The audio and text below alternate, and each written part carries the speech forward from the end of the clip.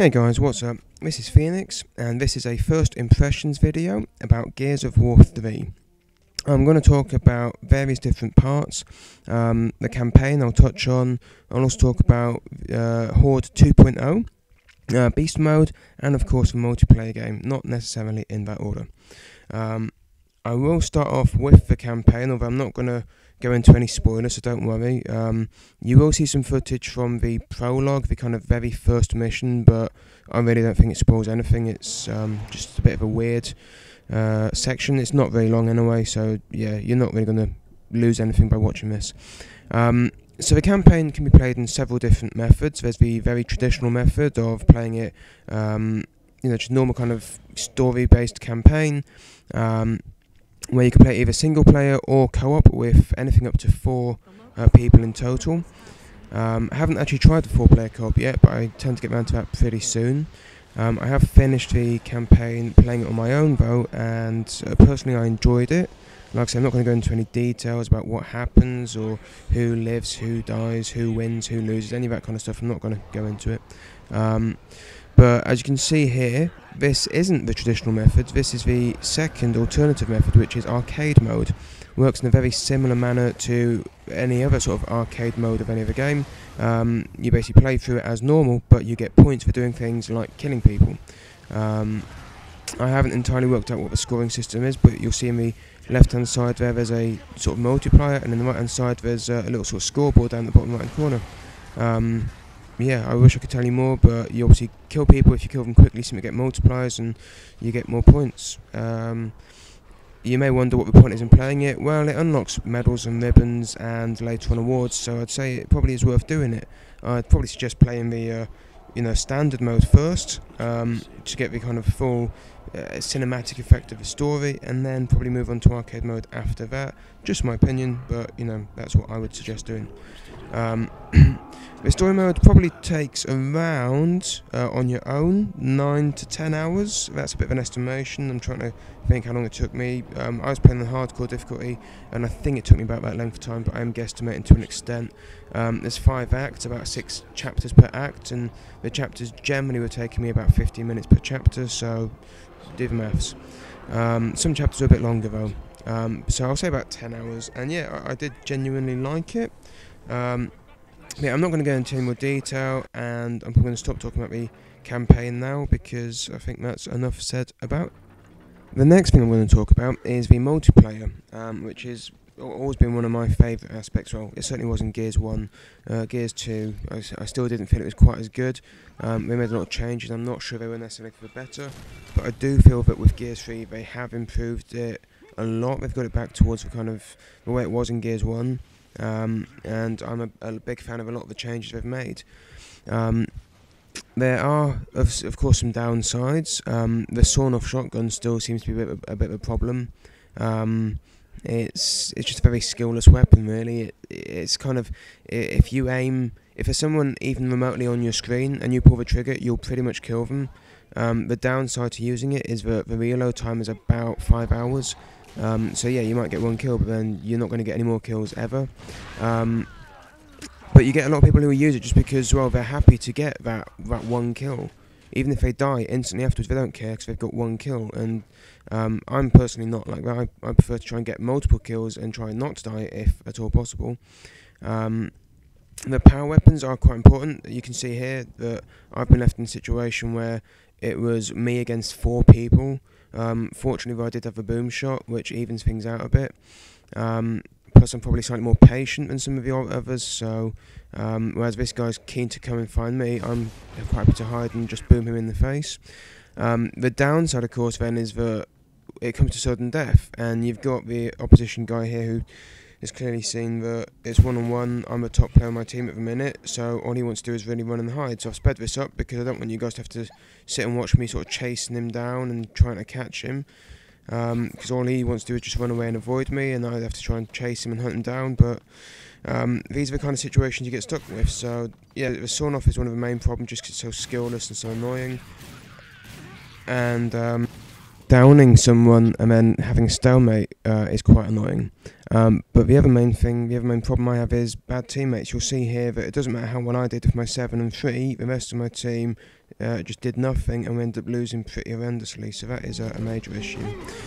Another nice thing I'd like to point out is, as you can see here, on Gridlock, firstly it's changed quite a bit, it looks quite different, it's kind of funky, but also you'll notice in the background there's an instrumental of Mad World playing, which I thought was actually quite touching, given that the original Gears of War trailer obviously had Mad World playing on it, so I think that's quite a nice touch.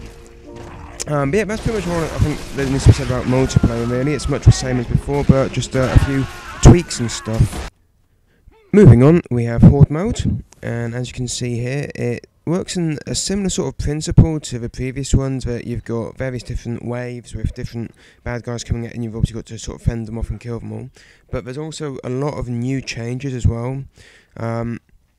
You'll see that up in the top left, you've got now money. And you'll see a big green thing in front of me there, that's a command post. Basically you need to buy a command post to kind of set things off, and then once you do that, you'll see on the right hand side now there's a little countdown, sort of counting down the way. This is the time where you can basically build up your defences and stuff, and that's what you use your money for, is to buy things like little kind of, wooden fences like you can see down there. You can see over here there's a green one, so if I walk over to that, I push Y now to buy it, there you go, and that's what happens, you get a little kind of stick fence or barrier. The basic ones aren't great, it just kind of slows the bad guys down a bit, but they're easy to break down, they don't help you out much. So yeah, when you've used the 30 seconds to build your barricades and repair stuff, you then get into your standard horde action, where it's just killing as many enemies as you can really, as quickly as you can, but it's also about teamwork. If you see one of your friends go down, then you've got to revive them pretty quickly, and vice versa, if you get down, they have to revive you pretty quickly, because it's much easier to do with 5 people playing than it is with, one person on their own. So yeah, once you've then killed all the bad guys, you hunt them all down and you kill them. It gives you the end of round analysis, and you obviously get your money and stuff. And then you get another 30 seconds where you can go around and repair stuff. So yeah, you basically camp out in an area, and then you build your defences, and you get your 30 seconds. Like I say, you can basically repair stuff like that. You push Y and that's repaired it.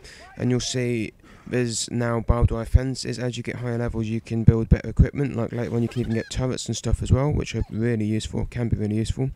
So yeah, if it's yellow, basically you can repair it. If it's blue, you can upgrade it. You also get bonus rounds occasionally, where you can see this one, bonus wave, 8 executions. If you do 8 executions in this wave, you get extra money and extra goodies. Every 10th wave is a boss wave, and they are interesting to say the least. It's not just a boss, it's usually a boss and little sort of normal guys as well. They're quite tough.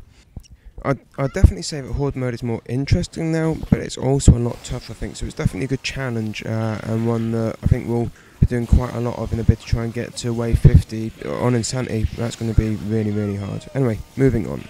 Finally, we have Beast mode, which is a new mode, and it's actually a lot of fun. It's pretty much the opposite of Horde mode. You play as the Locust, and your objective is to kill all the humans. They have defences and stuff, although they start with better defences than we do, even off the bat, which is a bit annoying, but still, it's quite good fun. You start off with very limited resources, basic sort of tickers, wretches, some really sort of basic people, and then the idea is that the enemies also start off with just basic level, people. So you spawn here, say, like a ticker, and you run around, and this was my first ever go, so obviously it took me a little while to get the controls. You can see these things slow you down and hurt you, and then when you blow up, you actually kill people. And you just basically keep doing that until the round finishes. If you're clever how you do it, and you can get a few people together at the same time, you can get triple kills, and you get medals and shit for that as well, which is always good. Now, while tickers are pretty effective against your standard enemies, you also get heroes who are a bit tougher. You can see Xai Xo is their hero. They actually have to be executed.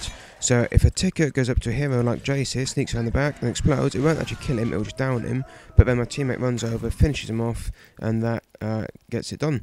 You also get standard sort of wild tickers, in fact. They aren't very good at killing people, but what they are good at, as you can see here, is mincing defences. They just tear through these gates and stuff. I've sped this up a little bit, but you can see, you know, they're just mincing through it. These centipedes are pretty good, but not as good as Berserk. You can see here, again, I've split it up, but if you look in the kill feed down the bottom, you'll see Marshall's name popping up lots, because he's just going around and just mashing people.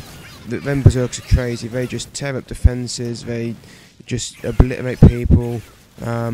It's insane. So yeah, as the waves get higher, they get better people, they get more heroes, but we also get better enemies to attack them with, and it's a lot of fun. I've done it a few times now, and I've enjoyed it every time pretty much. There's 12 waves in total. The 12th wave is quite interesting, but I'm not going to spoil anything. It's nowhere near as hard as some of the Horde modes though. So all in all, my first impressions are that I've really enjoyed Gears of War 3 so far, and I can see it lasting me a very long time, certainly until Battlefield comes around, and probably even past then. So thank you all for watching. If you found this useful or helpful, please give it a thumbs up, favourite, that kind of stuff. See you soon guys, take care and goodbye.